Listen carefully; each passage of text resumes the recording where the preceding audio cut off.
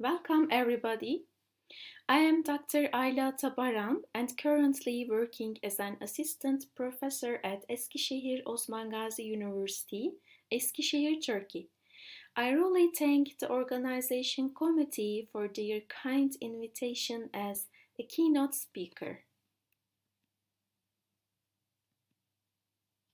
The outline of my presentation will be as follows.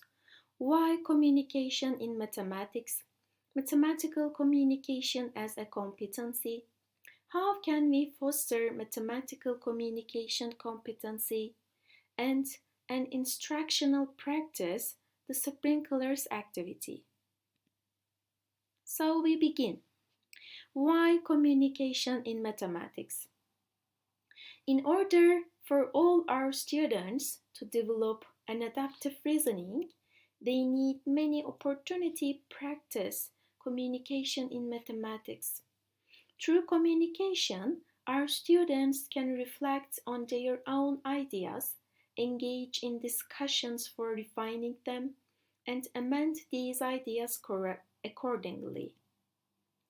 When students are challenged to think and reason about mathematics and to communicate the results of their thinking to others, both orally and in writing, they learn to be clear and convincing. Listening to others' explanations provides good opportunities for students to develop their own understanding. Therefore, we must give our students opportunities in the classroom to engage in rich discussions. When we give our students these opportunities, they are able to share a different perspective and in turn develop a better understanding. Not only should students be involved in talking but writing as well. When students engage in writing about mathematics, this can help them consolidate their thinking. When we write our thoughts, we normally will be required to clarify our thoughts about the idea that we are developing. Therefore, we need to give our students opportunities to test their thoughts and demonstrate their understanding by shared knowledge in the mathematics classroom. The communication is absolutely vital in mathematics. Now, our next step is communication as a competency, specifically in PISA. The PISA Mathematical Literacy Framework mentions 7 fundamental mathematical competencies underpinning mathematical literacy in practice. One of these fundamental competencies is communication. In other words, communication is an integral part of problem-solving process. The OECD has defined mathematical communication as the process of students making sense of mathematical problem situations and presenting the solution and perhaps an explanation or justification to others.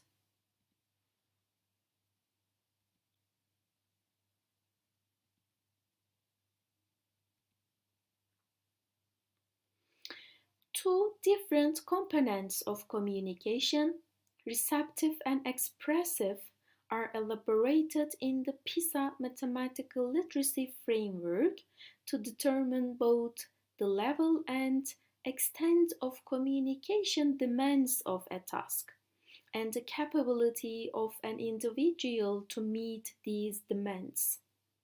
In this context, the receptive aspects of communication include reading, decoding, and making sense of statements, questions, tasks, or objects that enable an individual to form a mental model of the situation. Expressive aspects of communication include presenting the solution process and explaining or justifying to others. Now, our next step is to foster effective mathematical communication. In fostering effective communication, as teachers, we must establish a learning environment that encourages student participation. Our instruction should focus heavily on questioning.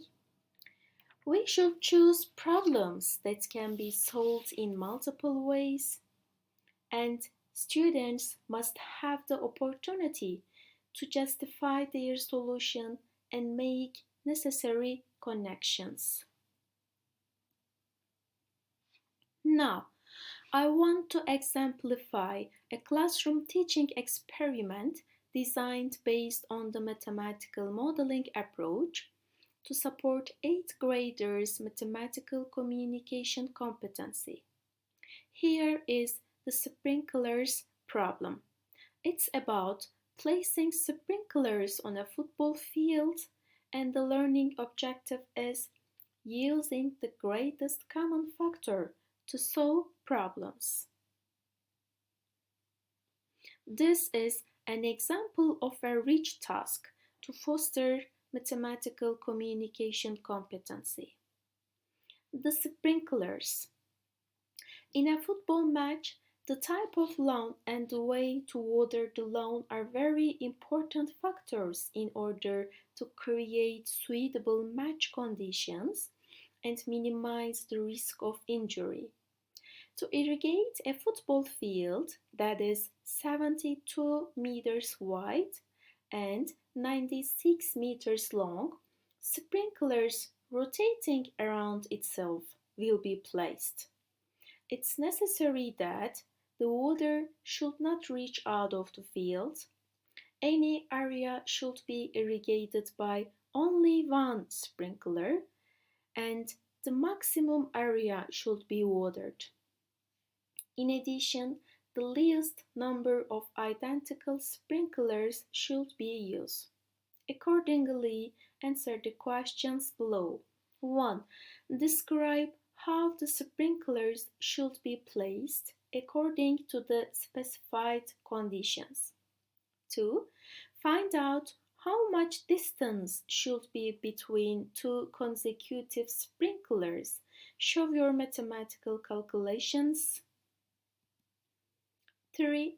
Find out how many sprinkler is needed to irrigate the field and show your mathematical calculations. 4. Calculate the minimum number of sprinklers needed for the following field dimensions.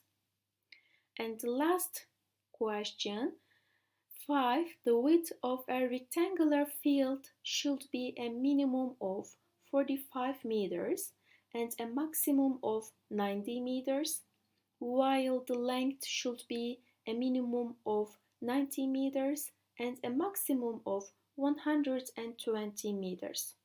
Provided that identical sprinklers are used and that the distance between any two consecutive sprinklers is equal, what are the field dimensions that will require the use of the least number of sprinklers?